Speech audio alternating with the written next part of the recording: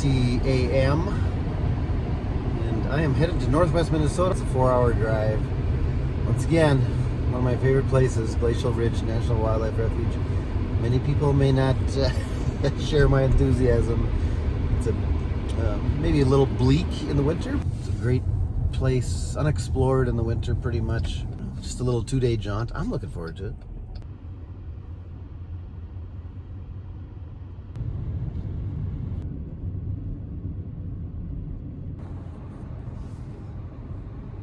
Because I set my alarm for 3:15 p.m. instead of a.m., I am not super close, and the sun is coming up and the light is beautiful. So I've got about a half hour further down the road to get to Glacial Ridge National Wildlife Refuge. But there's some decent habitat here. I could pick up a snowy owl.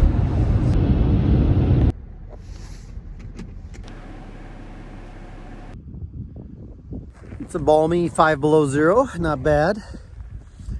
I always try and time my trips when the wind's not going to be howling at 30 miles an hour. Little sharp-tailed grouse up on the railroad tracks here. Probably going to fly.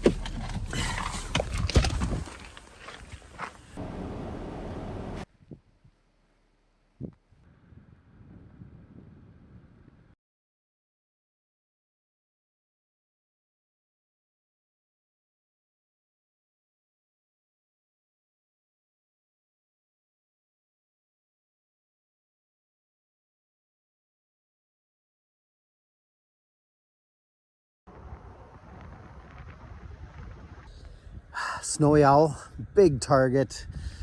Gray partridge, big target. Sharp-tailed grouse, greater prairie chickens.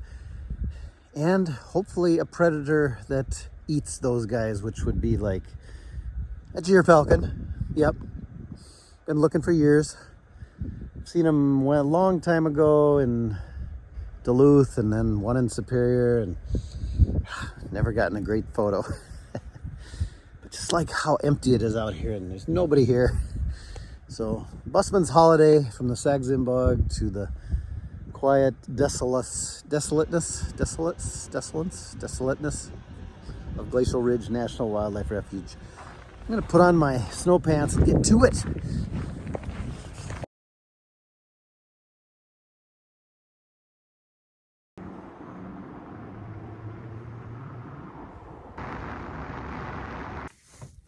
That was cool. I just had these 2 sharp-tailed grouse pop out of the snow along the road. They do roost under the snow, and we see that in Sag-Zim Bog. Maybe there's more. Let's see. It's really deep. This is perfect for them to snow roost, and you can see this one popped out of the snow right there. You can see the wing marks. You can see all their tracks marks. The one I just saw popped right out of that hole. And it makes sense. It's, it's probably 10 below zero last night, the coldest. Under a foot of snow, 2 feet of snow, it's 25, 30 above. And there they are. I didn't flush any from here at Glacial Ridge, but here's some file footage I took in the late 20-teens in Sag-Zim Bog of some sharp-tailed grouse bursting out of their snow roosts on a 25 below zero morning.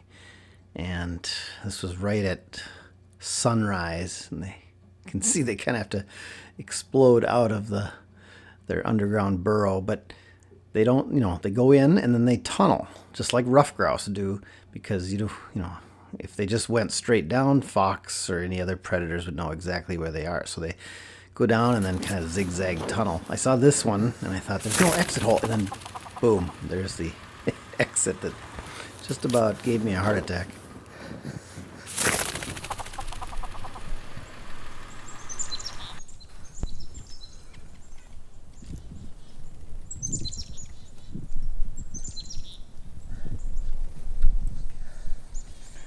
Woo!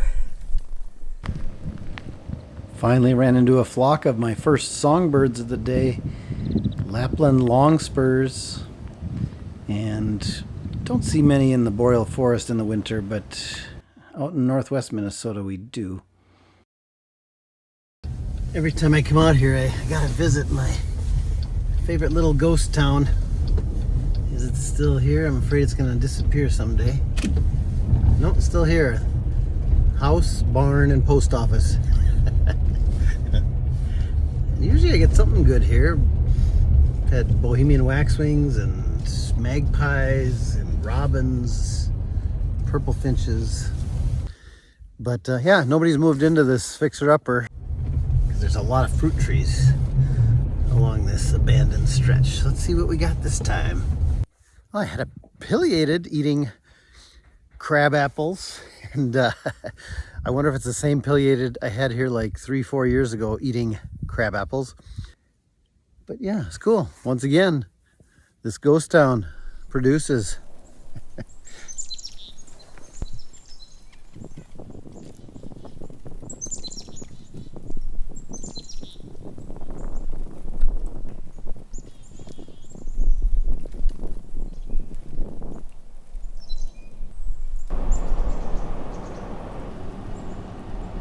The snowplow keeps following me around. Probably scared away a bunch of birds. I headed over to Tympanicus WMA. It's really part of Glacial Ridge National Wildlife Refuge. Thought I'd walk out here. Maybe I'd flush a prairie chicken or 20. And the reason I thought I could find a prairie chicken, possibly, is because this is where the DNR sets up a blind right by a lek. And that is where I took these photos a few years ago from that same blind.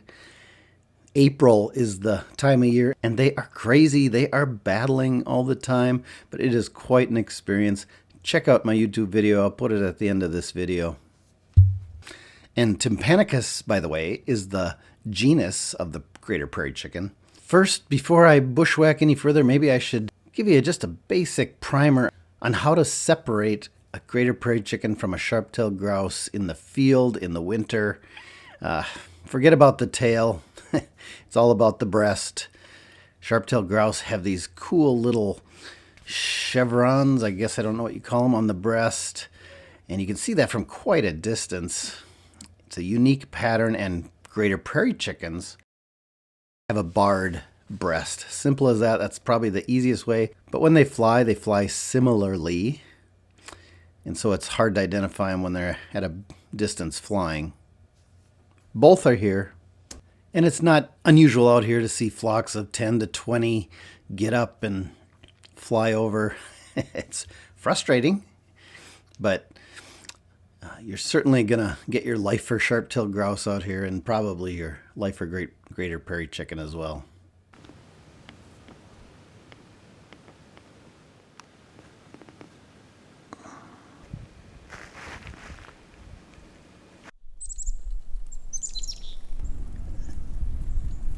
I am back in Key West, and at now 6 degrees above zero, but still no palm trees, no sand beach.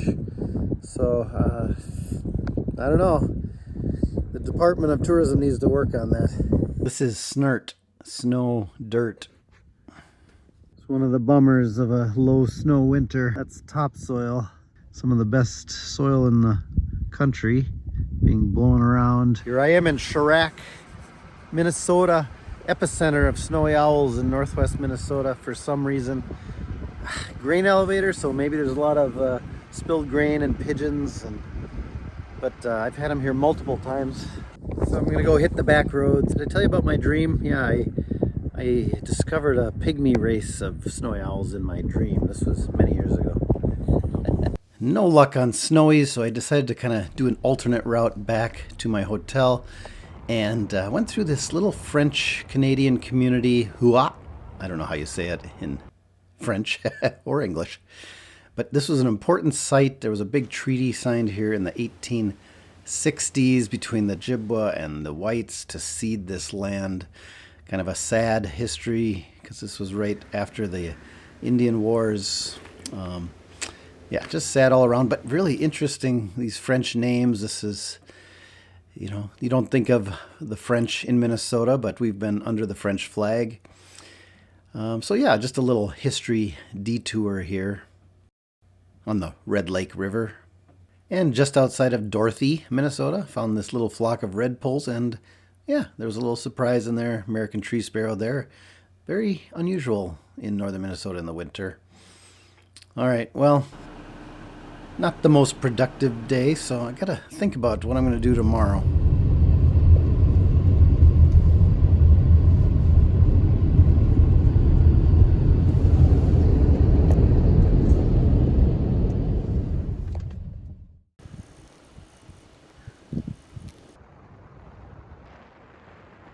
Well, a little bit desolate, a little bit slow out here at Glacial Ridge. No snowy owls, couldn't come up with any, and no rough legs. It's kind of a low year for rough legs. They probably have plenty of lemmings up north. The best sharp-tailed grouse I got was on a railroad track. And multiple on a railroad track. There must be some spilled grain or something. But yeah, everything's afraid of me this trip. Magpies just flying away. Might have been prairie chickens, but they flew away so fast I never saw them. And it was harder to see the birds this year because of the low snowpack. So there's more brush sticking through. So it's harder to get on them. Nice little shrike back here. This guy was on the lookout for maybe a redpoll or a juicy vole. They're notoriously hard to photograph and film. They're pretty shy. Occasionally you'll get a tame one. Good luck, buddy. This is the best I could do with a photo. But you know what? I think I might be I might head up to Big Bog, see what I can find up there. Just a stunning day. Calm, 0 degrees. Just dead quiet. Really nice. All right, well, that's a couple-hour drive. So better get to it. And so I did. I decided to pivot. Yeah, you know, it's not a big deal if you decide to do something else. You know, go for it. And I found a cool back road and some neat buildings. I'm always into vernacular architecture. Oofda, yeah, oofda. And I came out at Lower Red Lake. This is the 16th largest freshwater lake in the United States, including the Great Lakes. And the ice fishermen were out on the lake. You can see they set up these little villages. Pretty cool. Woo. Got a marten right along the road. I've been following him. And I kind of lost him. I'm trying to find him again. Marten was pretty cool. Just driving along and saw him stick his head up over the snowbank, and he was just going zigzagging back and forth in the deep snow. Seemed like he was onto something. Well, then, isn't this always the way it is? I turned around, pulled over, and just got out, and here's another car coming by, and nearly hit the thing, but I was able to follow him for like 10, 15 minutes. He just I was squeaking too. He ignored that totally. So I don't know if he was just using his sense of smell, but he did pause for me at one point and got some cute photos I was quite a ways away. So these are highly cropped, but adorable, adorable. The boreal forest has a lot of adorable animals. Boreal owl, world's cutest bird, and Pine Marten, probably one of the world's cutest mammals. They are sometimes referred to as the cute killer. They eat ruffed grouse, yeah, bigger than themselves. Snowshoe hare, yep, bigger than themselves. They can chase down a red squirrel in the trees. They have these hind legs that can kind of spin backwards, rotate backwards, I should say, to climb up and down trees. They can chase a red squirrel and catch it in the trees. Pretty amazing. They also eat a lot of voles, heck of a lot of voles.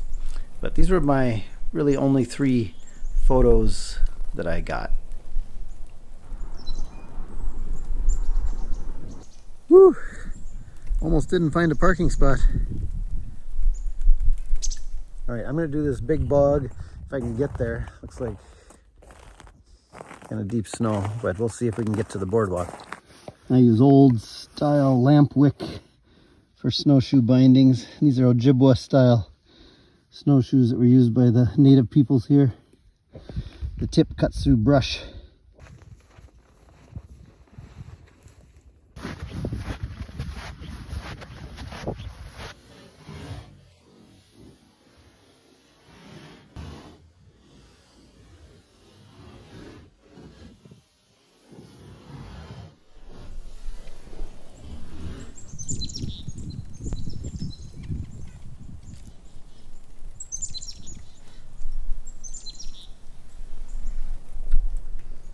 Went on snowshoes for a little while, but then switched to mucklucks.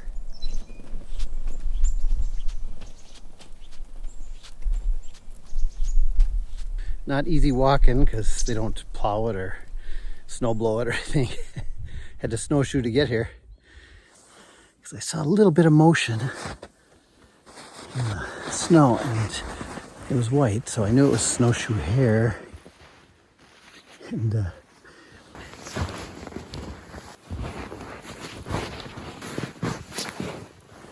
man, the snow's deep here. But their camouflage is good, and I couldn't see the snowshoe hare, so I resorted to one of my tricks where I zoom out my telephoto lens as far as it'll go, set it on 4K 120 slow motion mode, and if I see something move, I just kind of pointed at it and got it. Snowshoe hare. Not BBC quality footage, but you can see those giant rear feet that help it get around in that deep, fluffy snow. It escaped and ran back under the boardwalk. And there's at least 2 feet of clearance between the deck of the boardwalk and the ground, and snow is up to the edge of the deck, so they've got a nice little escape pod under there. Little habit trail for snowshoe hares. Escaped lynx, and we are in lynx country now. Lynx, bobcat, marten, fisher, goshawk.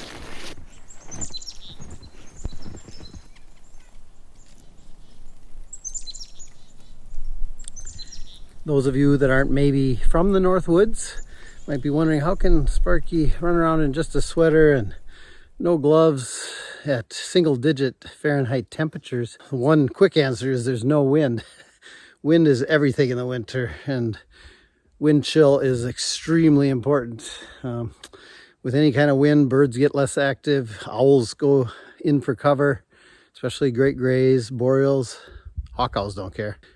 Yeah, and I am just working up a sweat here, just walking, and there's a world of difference, I tell folks, between 20 degrees above 0 Fahrenheit and 0 degrees Fahrenheit. And then there's another world of difference between 0 Fahrenheit and 20 below 0 Fahrenheit. After that, it's, yeah, not pleasant. What a great day. Just a great day. Around the next bend, I had a nice surprise. A Canada jay came in, and look at this, breaking off a little tamarack branch. Yeah, early February, and these guys are thinking about making their nests. They nest basically in winter and depend on their little sticky bolais of food that they've cached all around the forest. And they're a jay, so they have amazing memory. Relocate these food sources. Crossbills, white-winged crossbills.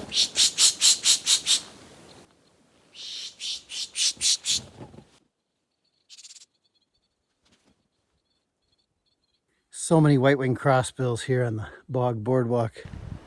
They're up. You know, I hear a flock, pish them in. They pish in really easily. And then they go to work feeding. And they have that cross bill. Get it in between the cone scales, pry it open, and then they have a long, flexible tongue that can get at the seeds, pull out the beak, and move on to the next seed. And it is estimated that white-winged crossbills eat about 2,600 to 3,160 seeds per day. Wow. One thing cool, Matt Young, who just wrote the book with Lillian Stokes, the Stokes Guide to Finches of the U.S. and Canada. He's a friend of mine. He came and did a talk at the Sax-Zim Bog for us. But they have this communication between the within a flock and within flocks, where if they find cones that are producing seeds, they are able to communicate that. They just get down to business and they're silent, just feeding. But if they land and they start jabbering, it probably means that the cones either aren't ripe or the seeds, not many viable seeds, and they move on. So there's this detection system amongst these flocks. How do our winter finches get liquids in their diet? Well, just like this one, eating snow.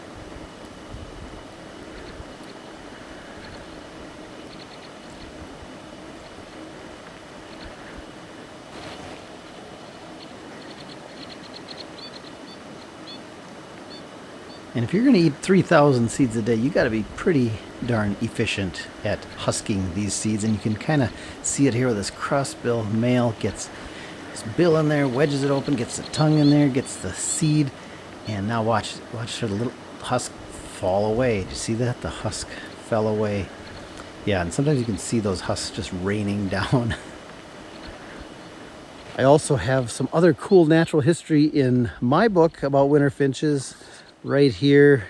Yeah, you can get it at Amazon. Yeah, just amazing. And I'm miles from anybody because nobody else is out here. It's pretty neat. Wonderfully quiet. We've now gotten to the taiga, the stunted spruce part of the boardwalk, and the boardwalk has disappeared. The snow is so deep going over the boardwalk, and this is a low snow winter, so at least 2.5, 3 feet of snow. But I think I'm gonna turn around at this point. This is a mile-long boardwalk, but you know what? This bobcat didn't turn around. Kept going. But no, I'm gonna turn around. But I am scanning for hawk owls because they like this more open habitat. No hawk owls.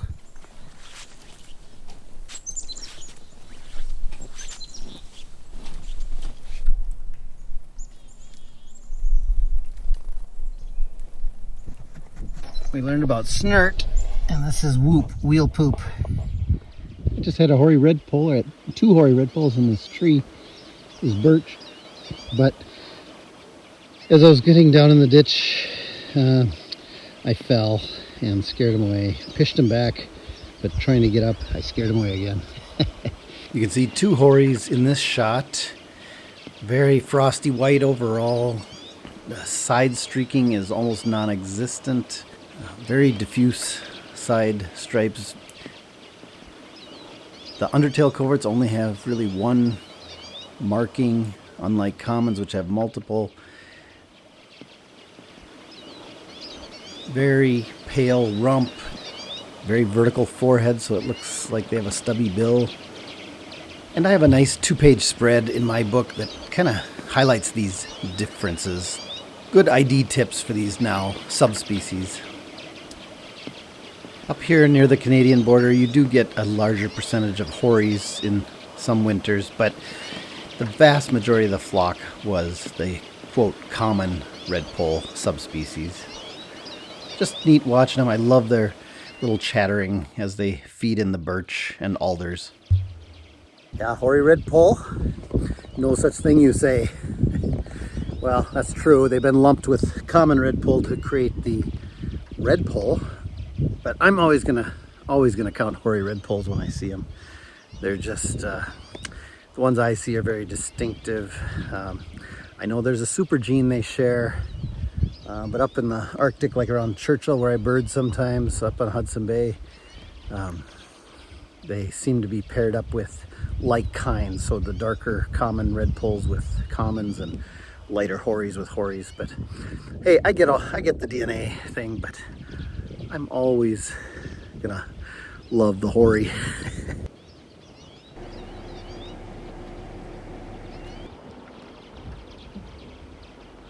I swung by the park headquarters and visitor center. Let's check it out. I've been there before. I've climbed that fire tower before. That's only open in the summer, but I once had a bald eagle fly right by me when I was up there. Pretty cool. I'm standing in the big bog. They've got a lot of neat displays. Yeah, check out the one on the age of some of those stunted spruces. That's pretty mind-blowing. And a neat little gift shop, so definitely worth a visit. It's a long way from anywhere, but that boardwalk is worth the price of admission. Forgot to mention, I got one more species, roadrunner. I've got this great gray in a really cool beaver pond. Some backlit light, really open. Could be really good for video. So I'm running.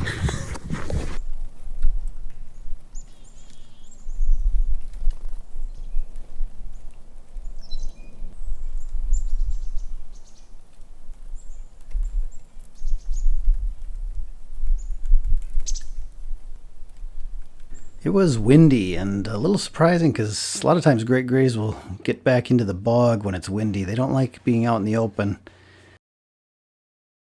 And she was all business, staring down into the snow, but you know what? They don't really use their eyes when they're hunting at all. It looks like they're staring down at the snow, but they're actually listening. They've got that big facial disc that acts like a parabolic reflector, a satellite dish collecting sound. Their ear holes are on the front of their skull, and so they can hear a vole under 2 feet of snow from 100 yards away. So if there's a vole under there moving, they're gonna hear it. I've got my shot planned, but I don't know when he's gonna jump off the perch, so I just hit record and run it for 2-3 minutes and then delete it if nothing happens. Because otherwise it's too hard to catch the actual plunge.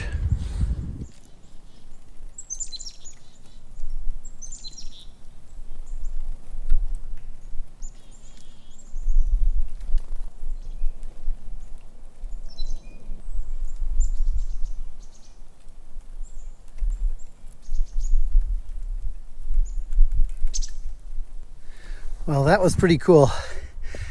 Didn't catch a vole. And that's kind of what I worry about during this eruption. I think there's not a lot of voles even down here.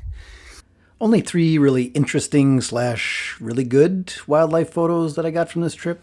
But hey, you never know. Always worth going out. It's about the experience and enjoying behavior and just getting out. So this great gray owl landing is actually a capture from a video clip. But the marten, yeah, adorable. Away from a feeder, not at the Admiral Road feeder in Sax-Zim Bog. Always a rare photo. Love it. Adorable. Sun's setting. I gotta get home. It's Super Bowl Sunday tomorrow. We got lots of appetizers on the docket. But yes, I know, superb owl day as well. I'm having my superb owl day today with that great gray. So tomorrow's football. And sadly, once again, the Vikings are not in the Super Bowl. I've suffered through 4 Super Bowl losses with my dad when I was a kid. This trip started out on the prairies and it just wasn't producing, so it never hurts on your trips to reevaluate halfway through. And I said, no, I'm just going to the big bog. And that really paid off for this trip. So anyway, until next time, boy, keep your fingers warm. It's dropping below 0 right now. And keep your eyes looking out for more owls. There's an eruption going on. All right, we'll see you in the next episode of Shooting with Sparky. Take care. Woo! Now there's a wind chill.